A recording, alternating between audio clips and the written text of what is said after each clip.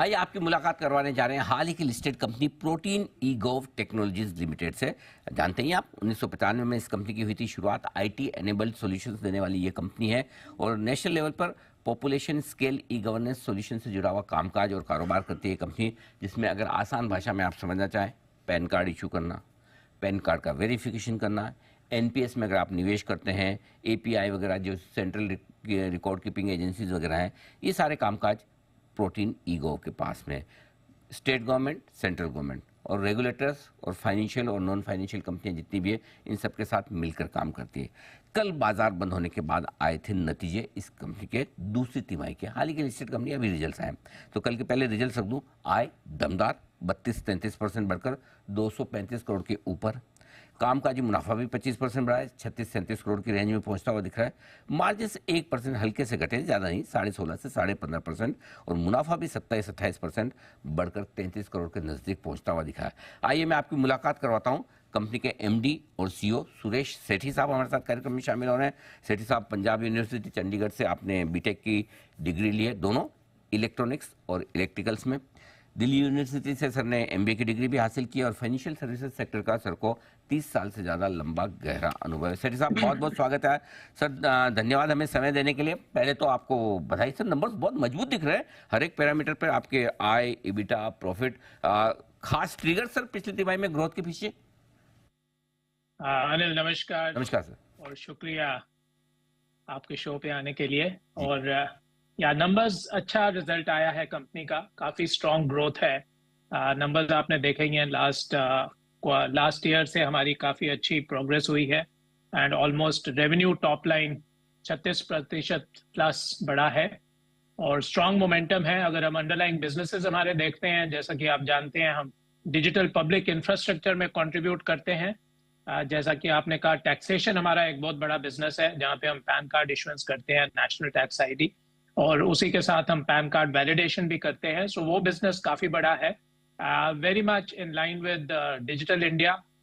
As नए account खुल रहे हैं, ज्यादा डिजिटल ट्रांजैक्शंस हो रही हैं, उसके बेसिस पे हमारा बिजनेस ग्रो कर रहा है और साथ में हमारा मार्केट शेयर भी इम्प्रूव हुआ है पैन बिजनेस में, and that has been a good contributor for us. और दूसरा हमारा जो डिजिटल आइडेंटिटी का बिजनेस है, जिसके जरिए हम बीएफएसआई सेक्टर को एनेबल करते हैं ताकि कोई भी डिजिटली अकाउंट ओपन कर पाए या कुछ लोग अपना डिजिटल लेंडिंग की प्रक्रिया कर पाए, तो उसके लिए भी अगेन हमारी सर्विसेज जाती हैं, फाउंडेशनल सर्विसेज, ई केवाईसी, ई साइन, ई ऑथेंटिकेशन की। और उसमें भी हमने देखा है कि ज्यादा अकाउंट खुले हैं, ज्यादा ट्रांजैक्शंस हुई हैं, और जिसके कारण हमारा रेवेन्यू में डायरेक्ट इनपुट आया है उसके कारण। ओके, बहुत ही परफेक्ट। बिजनेसेस आपके सारे पैरामीटर्स और मजबूती के साथ बढ़ रहे हैं। सर ये बताएं कि फिर बचे हुए 6 महीने के लिए किस तरह का आउटलुक है, और दूसरा अगर वित्त वर्ष 2025 के लिए भी अगर आप किसी तरह का गाइडेंस विजन बताना चाहें सर। सॉरी, एक तो इसका मोमेंटम हम देख रहे हैं जारी रहेगा, because it is a big macro phenomena if you may, कि डिजिटल इंडिया की ग्रोथ बहुत स्ट्रांग हो रही है। जैसा कि हम जानते हैं, हमारी digital economy is growing 2.5 times stronger than the regular economy. That has been the traditional trend, and that is important because हमारा पूरा कंपनी का बिजनेस इसी पर बेस्ड है, टू एनेबल डिजिटल इंडिया। हमारे नए बिजनेसेस भी पिकअप कर रहे हैं, जैसे कि मेन बिजनेसेस जो ट्रेडिशनल हैं वो टैक्सेशन में है, पेंशन में है और डिजिटल आइडेंटिटी पर है। नए बिजनेसेस में हम नए प्रकार के ओपन डिजिटल इकोसिस्टम्स को एनेबल कर रहे हैं, जैसा कि डिजिटल कॉमर्स और मोबिलिटी जो कि ओएनडीसी के अंतर्गत है। Similarly agriculture stack, health, education. तो जो नए ये ओपन डिजिटल इकोसिस्टम है, ये सब सनराइज सेक्टर्स हैं। इंडिया का एक बहुत बड़ा प्रयत्न है कि हर एरिया में डिजिटल पब्लिक इंफ्रास्ट्रक्चर क्रिएट किया जाए ताकि लोग उसके जरिए सर्विसेज कंज्यूम कर पाए, ज्यादा एफिशिएंसी आए और सबको ये सर्विस मिले। तो इन सब में हम contribute कर रहे हैं, and this is again going to be a huge growth area for us looking forward. And other than that, data business is very critical as a data manager for the country for large databases, be it pension या national tax ID. हम अपने जो foundational ई sign, e KYC के businesses हैं, उनके ऊपर एक पूरा बिजनेस खड़ा कर रहे हैं, और data analytics and data digital identity verification and onboarding. And उसमें हमने अकाउंट एग्रीगेटर बिजनेस भी अपना ऑपरेशनल लाइसेंस लिया है आरबीआई से. So these are the other areas which we see growing strongly for us.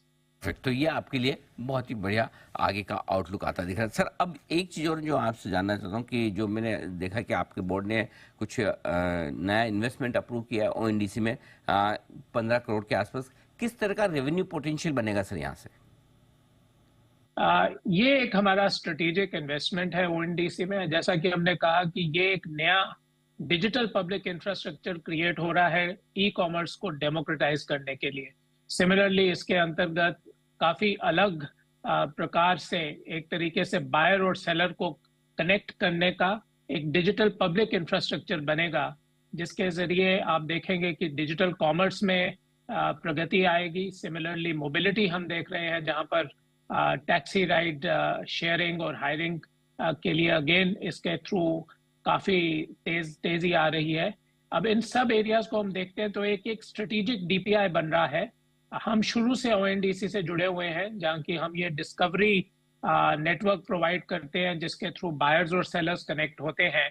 और हमारे लिए एक स्ट्रेटेजिक इन्वेस्टमेंट है. ONDC as a company is a Section 8 company. It is there as a network facilitator to create this entire digital transformation.